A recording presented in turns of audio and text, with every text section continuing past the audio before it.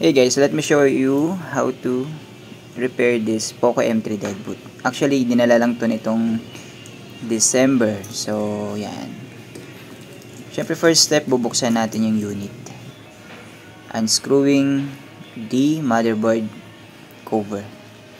Ito yung nag-hold sa motherboard at sa mga components ng inyong Poco M3. So, Phillips screw, it may work.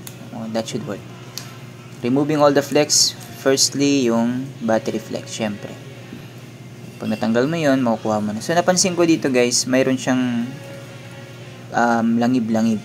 Meaning, ito yung water corrosion. So, alam ko na agad na pinasok ng tubig itong Poco M3 na to. So, medyo scary yun, no? Dahil pag pinasok ng tubig, sigurado o probably may mga ibang component na nasira o tinamaan ng tubig. Pero hopefully hindi, para mabuhay natin to. So, ngayon nililinisan ko na yung part na yon. So, kung kailangan buksan, bubuksan ko yan. Pero, testingin muna natin syempre. So, yan, kinakargahan ko na directly yung battery kasi drain siya and zero siya. Ngayon, ito talaga yung trick dito kung saan bubuksan natin yung part na to ng Poco M3 motherboard. Dahil nandito yung part kung saan nagkakos ng deadboot dito sa Poco M3. So, tatanggalin ko tong cup na to. So, hindi to madali tanggalin guys, no? It took few minutes yata. Hindi ko to minamadali kasi hindi natin pwedeng persahin yung init. Baka maapektuhan yung motherboard, magputukan yung mga linya. So, meron dalawang capacitor dito na tinatanggal. So, hindi naman to sikreto na sa iba. Although may mga technician na galit pag sinishare to. Pero sa akin, at since alam naman na to lang karamihan, share ko na lang din sa inyo.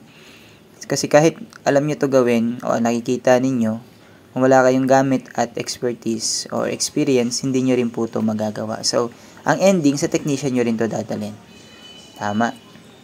So, may mga nag-DIY nito guys at may sumubok pero ang nangyari, nagkasira-sira lalo yung unit nila. So, warning na rin guys, no, hindi lahat ng napapanood nyo ay ganun lang kadali tignan.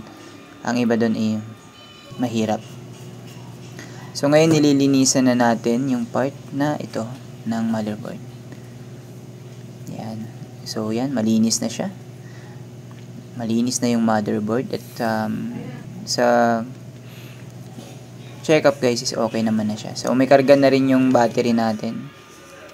Yan, kaya ngayon is pwede na natin tong i-test. So bago ko siya isarado, ilalagay muna natin lahat ng camera. Make sure guys na kompleto at hindi niyo nahawakan yung lens para hindi madumihan. So ngayon yan, meron na siyang battery icon. Pero yun, na-reset pala tong Poco na to.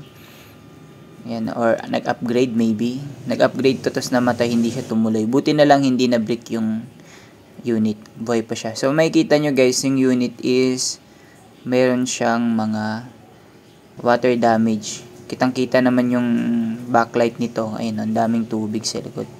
Mga watermarks. So hindi na natin yan ma-fix malibang palitan natin yung backlight or magpalit tayo ng bagong LCD. Yan ang sad dito guys. Pero buhay na yung unit at nag-work naman siya as it is. So makikita nyo, meron akong extra battery na linagay dito kasi yung battery niya ayaw gumana. So, dito akala ko yung problema battery, pero it turns out na ang problema pala ay yung charging port niya. So, na-damage din yun ng tubig. Kaya ngayon, but na lang meron akong charging port dito na original, yun na lang ang ipapalit natin dito sa Poco M3 na to. 128 version nga pala to guys. So, sa mga may 128 version dyan, once na deadboot totally naman niya, mas malaki po yung chance na mabuhay yan kumpara pag nagpapatay sindi. So, yan guys, ayusin ko na yung charging port niya o yung charging board, subboard kung tawagin natin. Papalitan natin to. So, pabibilisin na lang natin yung proseso para makita nyo lang yung ano yung ginagawa natin. So, dito guys, napalitan na natin. Yan, lalapat natin pabalik yung flex at itong cable. And after that, testingin na natin kung magkakarga na siya. Yun, so, kita nyo naman guys, quick charging uli siya. At nagkakarga uli yung unit, 42%. Okay, so, ngayon, nire-reassemble na natin, babalik na natin, lilinisin syempre. At pwede na natin tong i-release sa client. And hopefully matuwa siya, no? So ganto ako mag-repair, guys. Hindi ko lang fini-fix yung dapat yung kung ano yung aayusin, kundi kung ano yung makita kong sira. Kung hangga't kaya is ayusin natin, papalitan para naman satisfy yung client. Kaya sa may mga magpapagawa dyan, same unit or kahit anong unit, mag-PM muna kayo dito sa aking Facebook page. Thanks for watching. Follow me and share this video.